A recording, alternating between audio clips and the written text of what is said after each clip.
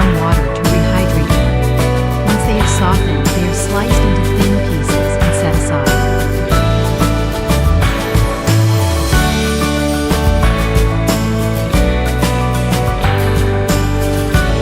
In a pot, chicken pieces are simmered in water to create a rich broth.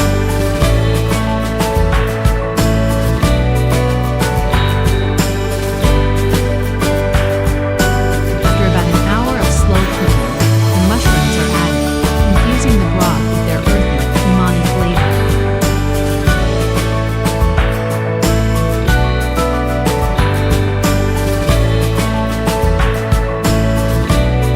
For an added texture, some mushrooms are cut in half to release more of their juices.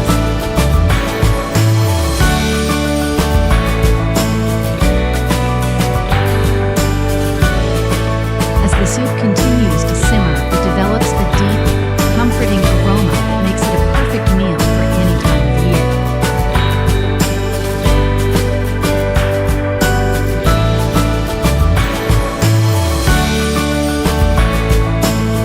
This traditional Chinese soup is not only delicious but also packed with nutrients.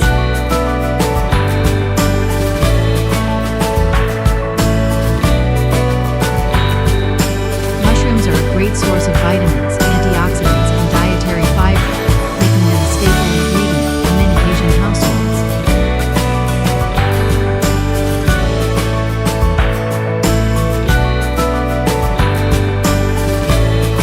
With the increasing awareness of the health benefits of mushrooms, it's no wonder that dishes like this are gaining popularity in countries around the world.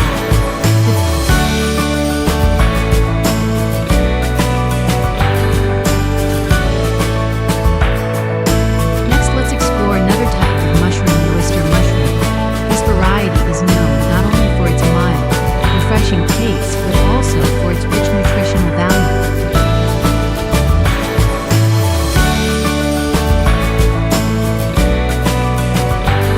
Oyster mushrooms are easy to cultivate and can even be grown at home.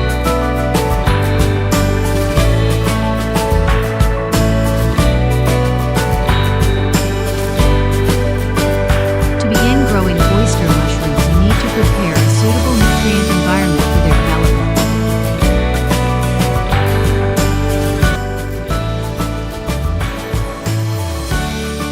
To begin growing oyster mushrooms, you need to prepare a suitable nutrient environment for their development.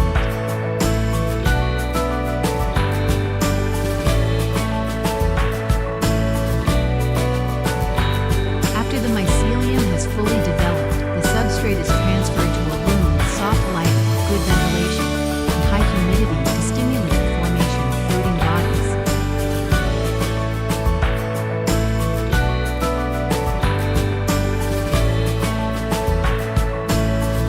Growers must maintain a temperature of 20-25 degrees and mist the environment to keep humidity levels at around 90 to 95%. During this phase, the mushroom caps will start to grow rapidly, typically for 5 to 7 days.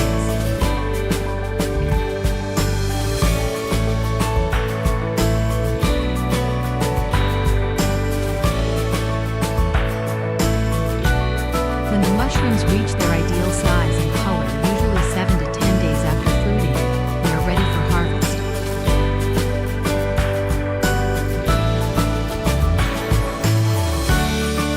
Mature oyster mushrooms have rounded caps with slightly curled edges.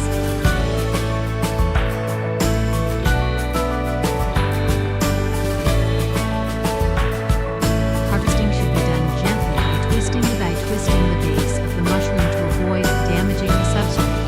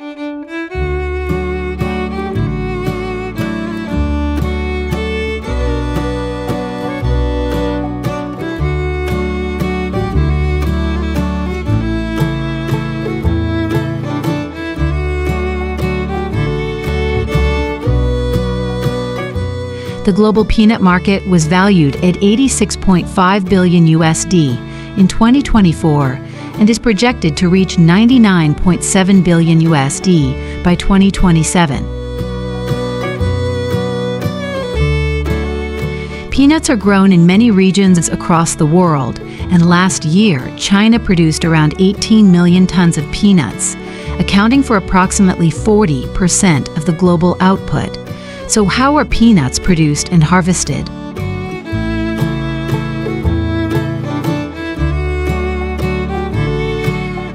Let's take a closer look in this video. Growing peanuts is an essential agricultural process, providing a stable source of income for many rural households.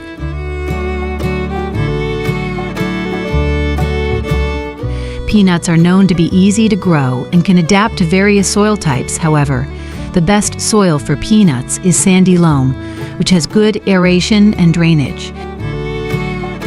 Before planting, the soil must be loosened, weeds removed, and organic fertilizer applied to increase fertility.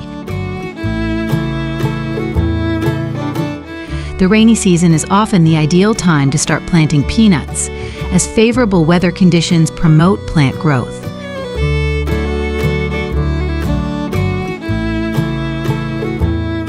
Peanuts can easily be grown at home on a small scale, needing only a small garden plot, loose soil, and plenty of sunlight.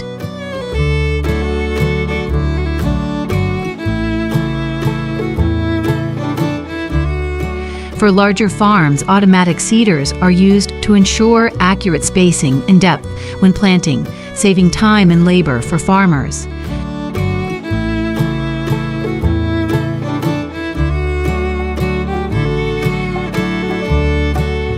Peanut planting is typically done in rows with seeds spaced 10 to 15 cm apart and rows 40 to 50 cm apart to allow room for growth.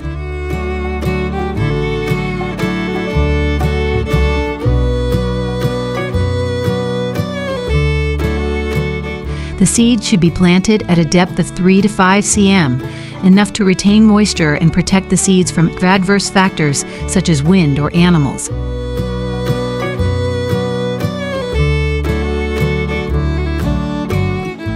After planting, light watering is required to keep the soil moist, creating ideal conditions for seed germination.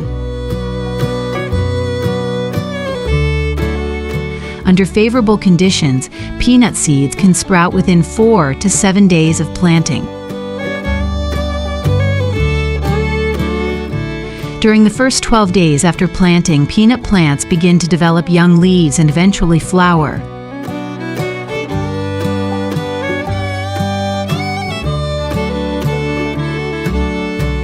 It is crucial during this period to maintain regular watering, about once a week, to ensure the plants receive enough water to grow and establish healthy roots.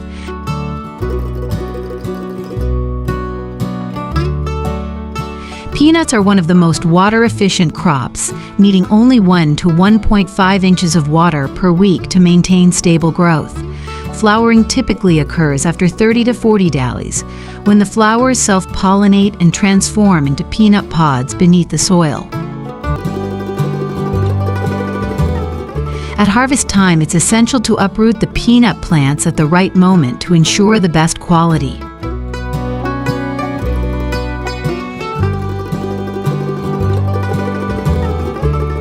One of the most reliable indicators of ripeness is the color of the inside of the shell. When the shell turns brown or darker, it's a sign that the peanuts are mature.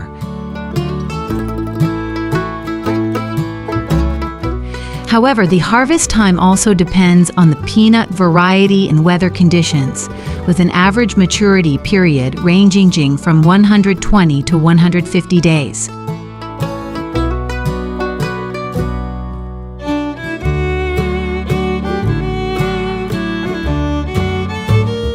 Once the peanuts have ripened, farmers use specialized peanut harvesting machines to pull them from the ground.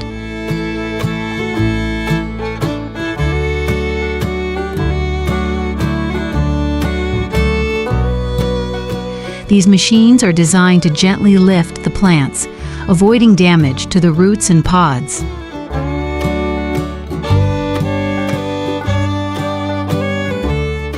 As the plants are pulled, the machines lightly shake them to remove any soil clinging to the roots. The peanut plants are then laid out in long rows and placed in windrows for drying.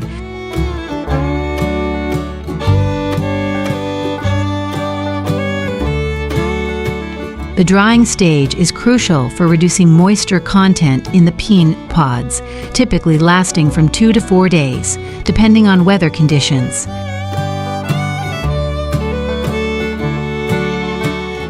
Drying not only helps maintain the quality of the peanuts, but also makes it easier to separate the pods later on.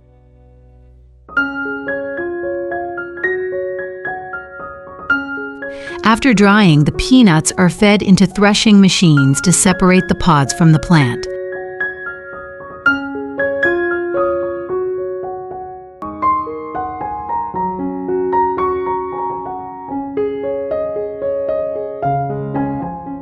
Once separated and cleaned, the peanuts are transported to markets or factories.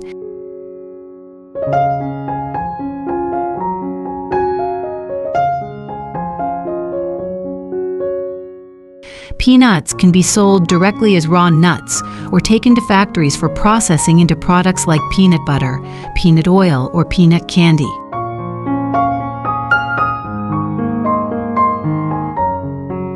Peanuts are a fantastic ingredient for many food products.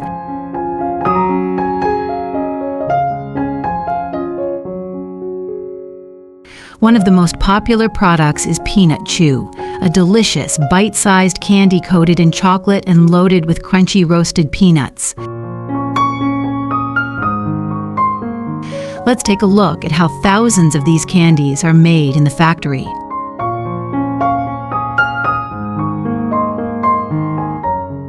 Huge bags of peanuts are transported to the processing area. Here they are mixed with molasses, sugar syrup, and other ingredients to form a complete mixture.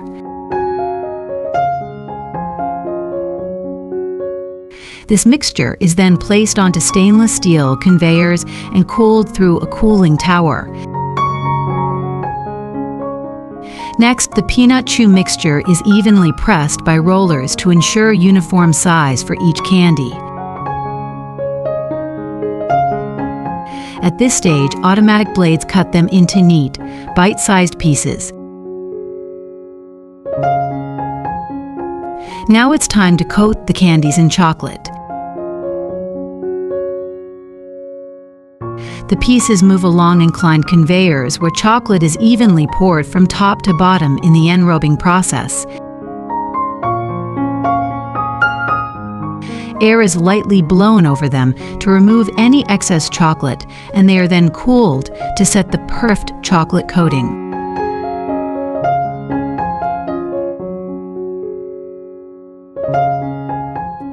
Finally comes the packaging stage. The finished peanut chew bars are carefully packed into boxes and then into larger cartons ready to reach consumers. It's a flawless process, from peanut to the delicious candy that everyone loves.